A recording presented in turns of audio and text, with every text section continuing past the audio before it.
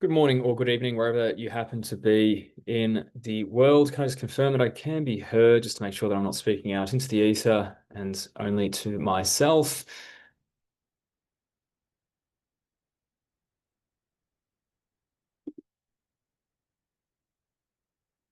Okay, we should be good to go.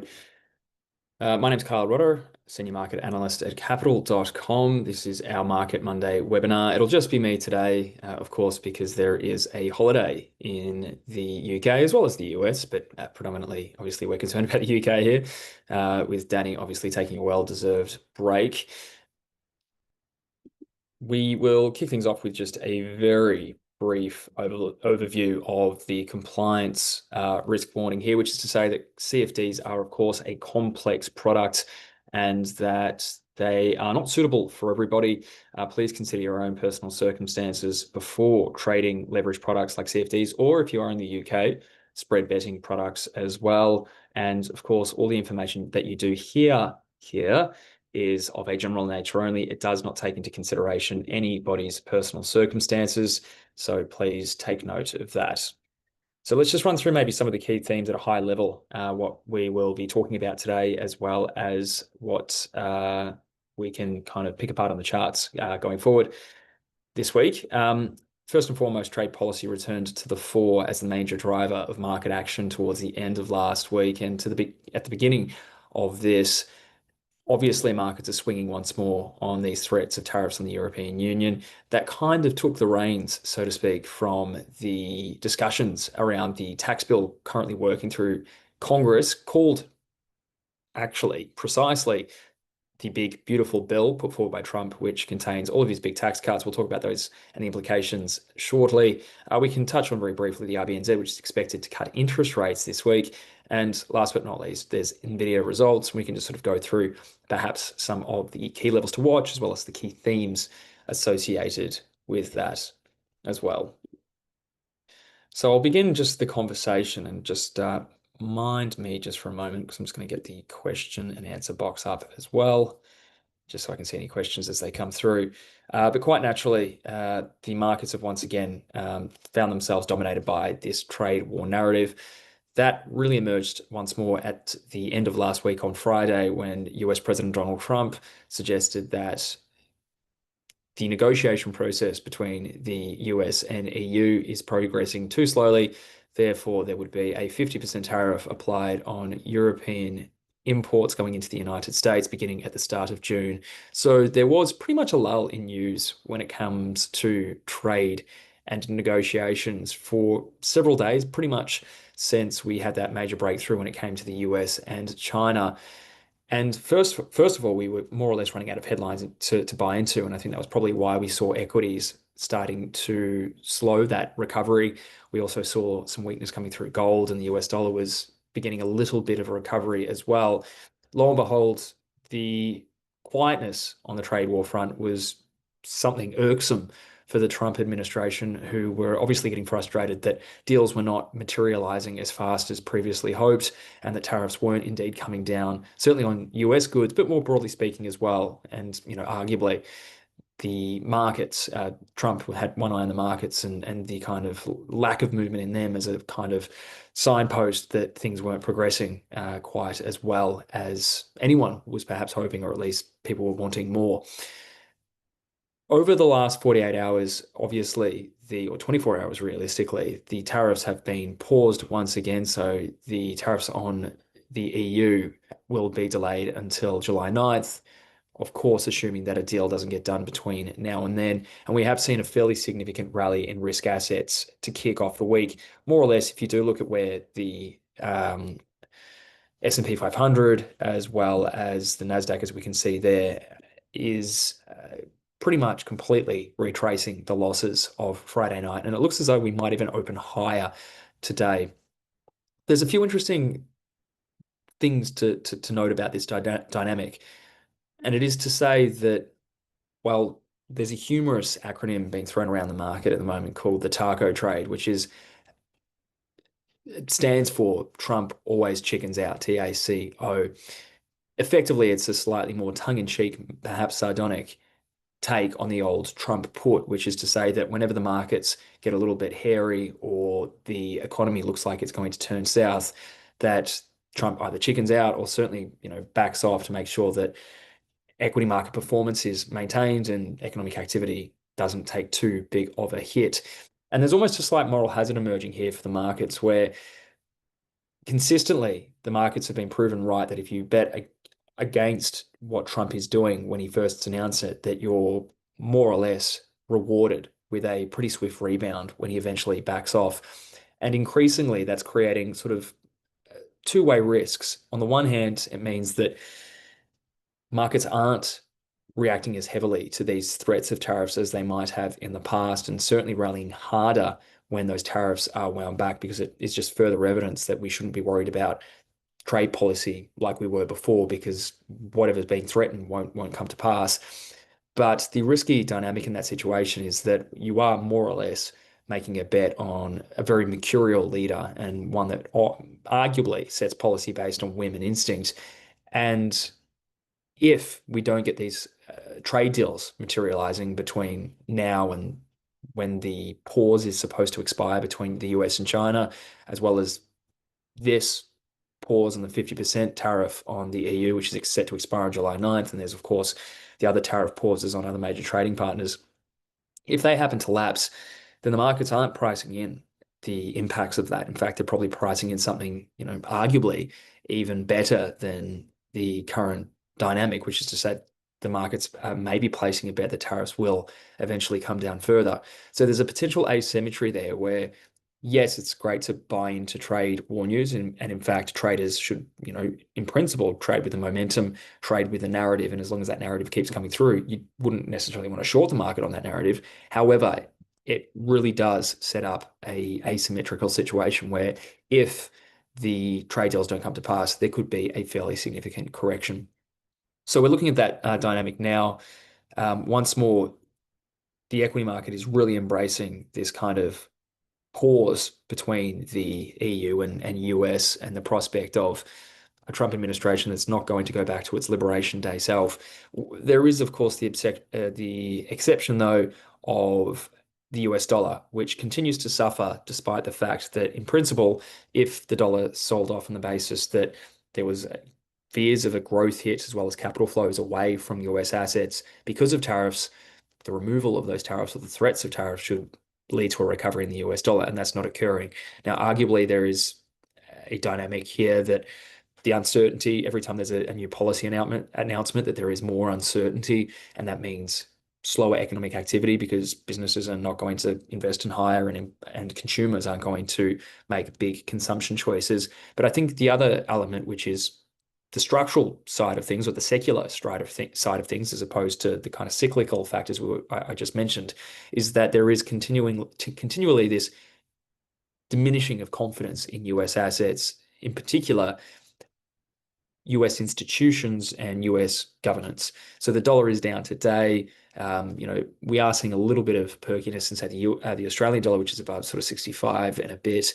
The Kiwi is also a little bit higher today. And in fact, I'll point you to the Australian dollar now, just because it did break out of a pretty critical symmetrical triangle pattern. And you can kind of see that here on the chart very loosely. I haven't got my drawing tools just in front of me at the moment. It's a bit finicky because I am on my laptop. But as you can see there, if you can just see the kind of patterns of lower highs and then higher lows, textbook breakout from a symmetrical triangle, which is a continuation pattern. And just a quick aside on the Australian dollar too, because of course we saw the RBA cut interest rates last week, but the Aussie barely blinked, even though it was a so-called dovish cut, is that if you look at back towards well, not quite the lows, because of course we saw the Liberation Day sell-off, but if you look back to the period of the end of last year, there seems to be something of an upward trend, albeit modest, occurring in the Australian dollar, which probably tracks more or less the recovery in the Chinese economy, which, as we've seen in its equity markets as well as economic data, is improving, and there's more stimulus being applied and what have you as well.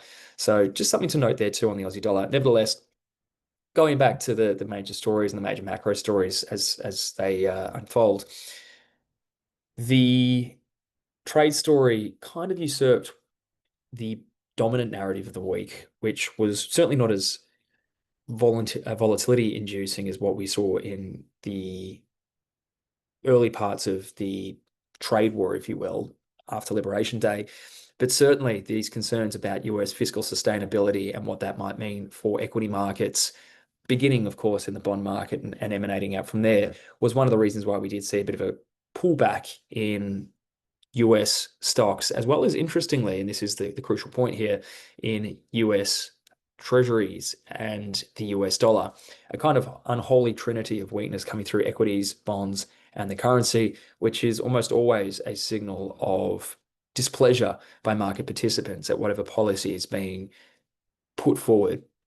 At a bit of a high level, the bill, which is literally called the Big Beautiful Bill, that is Trump's signature fiscal policy, is expected to add somewhere between $2.5 trillion worth of deficits, primary deficits. So that's just stripping out interest expenses over the next 10 years, and could add as much as $5 trillion to the debt load over that period of time as well. So that could take debt to GDP somewhere in the realms of 110 to 120% over the course of the next decade, assuming that, the current growth rates and productivity levels are pretty much consistent.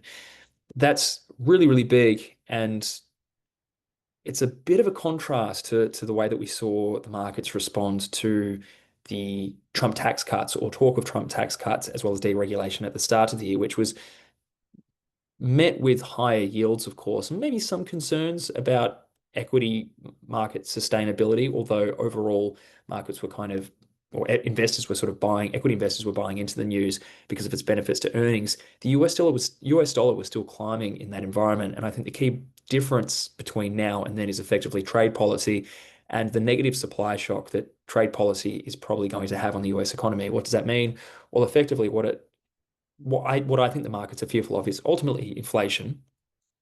That's what makes fiscal settings ultimately unsustainable at the end of the day, is when this money going into the economy is being expressed not into greater growth, but into simply just higher prices and an erosion of real wealth. There is that element, but it's been compounded by the fact that there is this kind of concern that as you do get this extra demand coming through the economy, it's happening at a time where the supply side of the economy is being shrunk, quite simply because tariffs reduce productivity. And not only that, there'll be fewer things coming into the economy, input costs will be higher, businesses will be less productive. So supply shrinks at the same time as demand increases. And on the aggregate, that's simply what inflation is, an aggregate increase in demand above aggregate supply, and they're both moving in the opposite directions. And that's problematic because you're talking about an environment once more that is lower productivity, so output is weaker, and all of this money is effectively just going to erode the value of existing assets. That's why we're getting that, again, unholy trinity of a weaker dollar, a lower bond prices, and weaker equity prices as a result as well, when these developments are happening in Congress. And at the moment, like I said, the bill has passed through the lower house, or the House of Reps. It is now moving towards the Senate, and we'll be keeping an eye on that as well. So although the markets are looking through it for now, keep an eye on those long end bond yields, because the other problem with that too is that as those interest rate expenses increase, because investors want greater compensation for the inflation risks and effectively the erosion of wealth that they may experience, that's going to have an impact on serviceability for the United States, in which, if growth slows down because of these tariffs, debt serviceability becomes a greater problem and the debt load starts to compound upon itself. It also has an impact on earnings as well as just valuations, because multiples decrease. So really, trade, tariffs, fiscal policy, Trump is what was really driving market action last week, right across the board. Looking ahead to this week, and one expects that maybe because of this whole taco trade or the Trump port, that we're going to begin on a pretty solid footing. There is the element of thin trading conditions because we've got the US offline because of the Memorial Day holiday, I believe, or it might even be President's Day. I can't remember. I'm not au fait with all my US public holidays. There's also obviously the public holiday in the UK as well, which is going to mean that European trade is a little thinner. So some of these moves might be somewhat compounded by the fact that liquidity is thin, trading volumes are thin. These moves are larger than they would be otherwise because of just the thinner trading conditions. The big event for the week this week is probably going to be a company event, and that's the Nvidia results. And it is really quite interesting because the results from Nvidia have more or less become not just a micro level issue when it comes to the company's performance and maybe, more broadly, some performance of the broader US stock market and tech stocks in particular, but it's a bit of an economic bellwether now, and it's also quite indicative of what's happening in terms of Trump's industrial policy, as well as Trump's trade policy too, because of the curbs on Nvidia exports, which of course wasn't just a feature of the Trump administration, it was also a feature of Biden policy to sort of strangle China's economy or tech industry as much as possible and deprive it from anything that could give it a strategic upper hand when it came to chips. But all in all, it's to say that more or less we're expecting Nvidia to deliver another strong set of results because chip demand is still far, far greater than what can be supplied, even despite the fact that we did have, of course, at the start of the year, the DeepSeek development, which ostensibly showed that a lot of these large language models could be run on much lower resources with far greater output than previously thought. Nevertheless, demand is still very high for chips. As a bit of an aside, we've obviously got the US President Trump roaming around the Middle East, or was roaming around the Middle East for a little while, trying to promote US chip industries, Nvidia's chips, and trying to secure deals on effectively behalf of the company, but of course for the benefit of the United States. But what's really going to be important from here is more or less the growth rate of the company's top line. Sales growth has obviously diminished over the last few quarters on the basis that it was never going to be a permanent thing, the kind of huge triple digit top line growth that Nvidia saw when we did see the AI boom starting to emerge. So there's that element, but there's also the kind of more cost element of things too, which is to say that tariffs are probably going to increase input costs and snarl supply chains. And then there's all these problems around curbs on the company's product, which is limiting its ability to sell into China. And the engineering side of things is, not necessarily my forte, but if you look at what's actually happened at a very high level over the last 18 months or so, is that the H100 or H200 chips, I can't recall, were the first to be banned. They were the most advanced chips. It was the H100, I believe, that was manufactured for the Chinese market, or there was a particular chip manufactured for the Chinese market to get around those existing bans. They were then curbed by the Biden administration as well towards the end of last year. And then the H20 chip, which was another chip that was being sold into China and being used by China's tech industry too, is the latest to be caught in these curbs. So effectively, the company is continuing to try and innovate and get around the restrictions being imposed upon it by the United States. But all of a sudden, every time they get ahead of things, quite naturally, the administration says, no, you can't do that either. You can't sell that chip without repercussions too. So we'll be looking for any kind of product innovation, or if in the absence of that, what kind of impact these curbs will have on Nvidia's profitability going forward, and then potentially too its market share as well, because Huawei, some other major Chinese tech companies would appear to be making fairly significant strides in creating their own chips, which will more or less decouple China's tech industry from that of the United States, of that of Nvidia, and will make Nvidia a far smaller player, relatively speaking. Obviously, still going to be the the dominant force and have the greatest market share, but it may at the margins shrink that, and of course that will have a diminishing effect on the outlook of Nvidia's earnings. Which is all to say that over the last 9 months, certainly since the August results from Nvidia last year, is that investors are asking the question more or less of, like they would of any other company, Nvidia is now being valued and priced like any other company. At what price is good value for an investor to buy Nvidia shares, given the expected earnings outlook for the company? Again, that's how every other company operates, but it wasn't really the question up until about August last year, when it was the Q3 or whatever it was, quarterly results, and where everyone started to say, okay, well, maybe a multiple sales price to sales multiple of 40 plus to 1 it isn't really good value. 130, $140 might be a little bit rich. However, investors are going to be sort of trying to gauge, what appropriate levels, good value is for a company like Nvidia, especially one that is going to continue to grow earnings over the time. It's still going to be a company that, more or less for the foreseeable future and without significant disruption is going to continue to trend higher.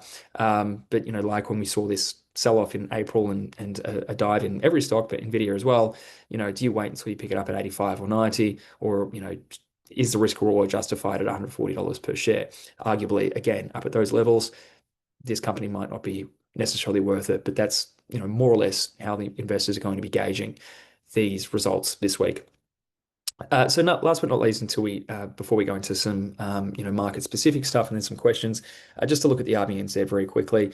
Uh, Likely to cut interest rates by 25 basis points. It's almost entirely priced in. The critical detail will more or less what guidance that the central bank provides on the outlook going forward, because the markets are still pricing in that there'll be fairly significant cuts coming through from New Zealand over the next 6 to 12 months. That's mostly due to the fact that growth conditions have, at times over the last few quarters, been more or less recessionary. The labor market is, has certainly built up sufficient slack, and inflation is back to target. So it might be a little bit of a non-event, but if we do see a fairly dovish cut, like we saw from the RBA arguably last week from the RBNZ, really on the basis of some of this global uncertainty, increasing downside risks to the New Zealand economy, then that might cause some short-term volatility in the currency markets, certainly for the Kiwi dollar, possibly for the Aussie too, albeit it will probably be fairly temporary because of, naturally we're dealing with some of these much larger forces at play when it comes to trade and fiscal policy in the United States and in some of those G4 economies. I'll just crisscross gold and oil very quickly, just because they are some of the most popular markets that our clients do trade. And starting off with gold, more or less it remains a proxy of US trade policy. And we saw that again at the end of last week, where on Friday night, gold ripped higher on the basis that there was risks once again that tariffs were going to be applied by the United States on one of its major trading partners. But on top of that too, there is the fiscal policy discussion going on and the sustainability of the US debt load and the pretty much broad-based sell-off that we have seen at different stages when fiscal concerns have been ratcheted higher, that we may need, or investors may need, some kind of alternative to gold to hedge their exposure against either fiat assets or certainly the US assets as well. And although I would have thought that perhaps we might have seen a deeper pullback for gold before seeing sort of a degree of dip buying coming into the equation, as you can see, any kind of move below 3,200 has been sort of swiftly bought, arguably below the 50-day moving average as well, and we're still in a primary uptrend. What will be interesting to see in the coming days as to whether we get another push above 3,400, which would certainly indicate that maybe the market's looking to break that short-term resistance level, which was where the last sort of lower high was for the market. And we sort of identified last week that was a potential double top emerging. And if that doesn't materialize, whether we see another push through 3,200, which is where the dip buyers have more or less defended the market. The factors we'll be looking for will more or less continue to be US trade policy, but considering that we have seen these pauses on now China, the European Union, Japan has said that it's nearing a deal with the United States, barring any kind of strange turn that could upend that kind of relative calm, even if it happens to be temporary. Maybe it's this discussion around US fiscal policy that will either stoke or dull the demand for gold. I suspect in the long run, the structural story for gold is still very positive, just on the basis that US trade policy has only diminished the appeal for US treasuries on the basis of not only confidence in the United States, but also its adversaries are going to be, when surplus countries are going to be far less inclined to recycle their dollars into US assets, more or less to keep US interest rates lower. And in the absence of anything else, these buyers have more or less been moving into gold. The cyclical element through there as well is that, if we do see this kind of inflationary dynamic emerging because of overly loose fiscal settings, perhaps that kind of desire for wealth protection will continue to put upward pressure on gold too. Move quickly to oil, which is a different story in and of itself, more or less trading within a range between, we'll call it 55 and 65. there is, of course, the sensitivity to trade by from by oil, I should say, and the risk that ongoing trade wars weaken global trade, weaken global growth, and therefore weaken demand for oil. But there is the supply side dynamic that is worth pointing out too.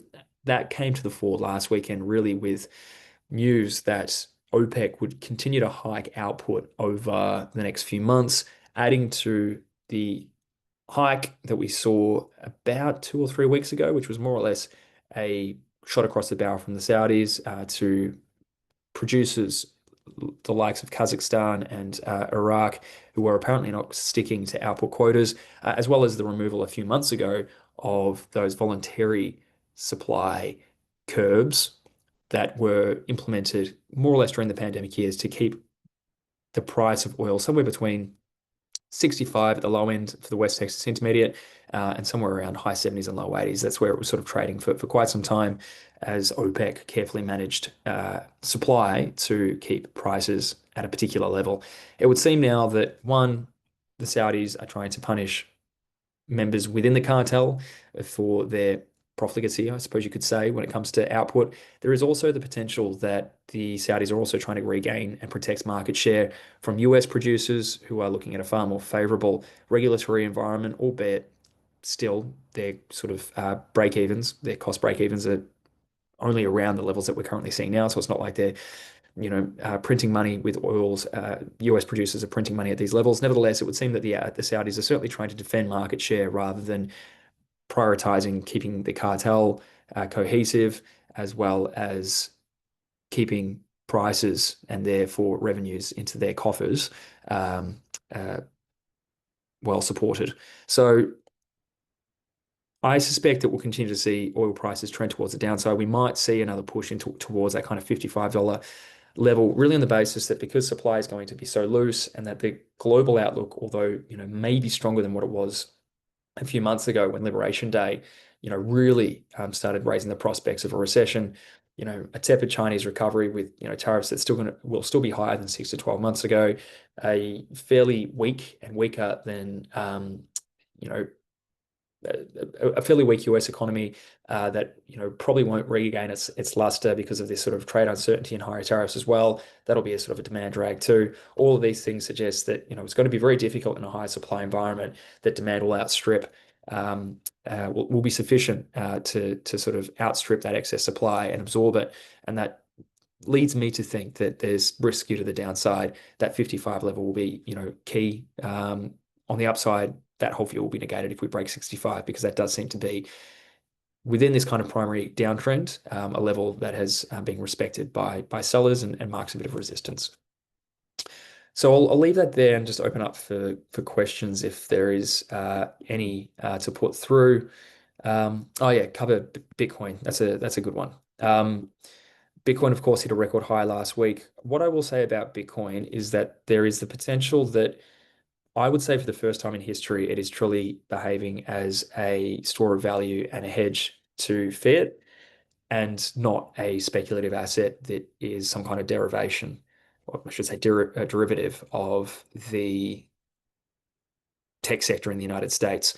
The reason why I say that is more or less that, as we observed last week, when there was that sell-off in the United States, really on the basis of these concerns about US fiscal settings, that's one of the reasons, as well as some regulatory breakthroughs at a federal level, as well as Texas, which approved a Bitcoin strategic reserve that drove the market to record highs. But even in the Liberation Day sell-off, although Bitcoin did pull back from above 100 grand or so towards that kind of low 70s or mid 70s, which was obviously the ultimate sort of bottom before we saw this kind of bounce.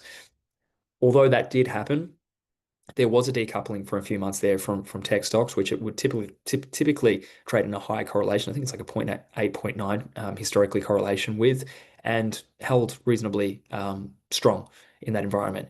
And again, I think it might be the beneficiary of these flows exiting the US dollar and looking for alternatives outside of fiat, or it's certainly just ways for portfolio managers to diversify themselves away from some of these assets. And then again, when you combine the fact that there are these sort of fiscal concerns too, the strength behind Bitcoin certainly seems to be something much truer, I would say, to Satoshi's vision, rather than being just a gambling chip for some or a way of getting sort of a high beta tech exposure. I'd be just looking at this kind of support level coming through in this upward trend channel at the moment, and then more or less below that sort of 105, $106,000. If we see a break to the downside there, then technically speaking, maybe you would suggest that things are getting a little bit exhausted. But I would argue that if you start to see negative trade developments as well as continued concerns about US public finances, then more or less Bitcoin will continue to move higher. And I think in the long run, it's still a very constructive um, play, especially, and I can't outline this enough, if it continues to behave the way that it has over the last few weeks, which I would strongly argue, as you can tell, passionate about this one, strongly argue it has only has only behaved this way. Um, well, it's never behaved, I should say, this way before in its relatively short history. We're 4:30, so with no other questions, um, we can wrap things up there. I'll give it another 15 seconds. Just got a thank you there from somebody. My pleasure. Please attend again if you'd like. Always appreciate the feedback. Please provide it if you'd like.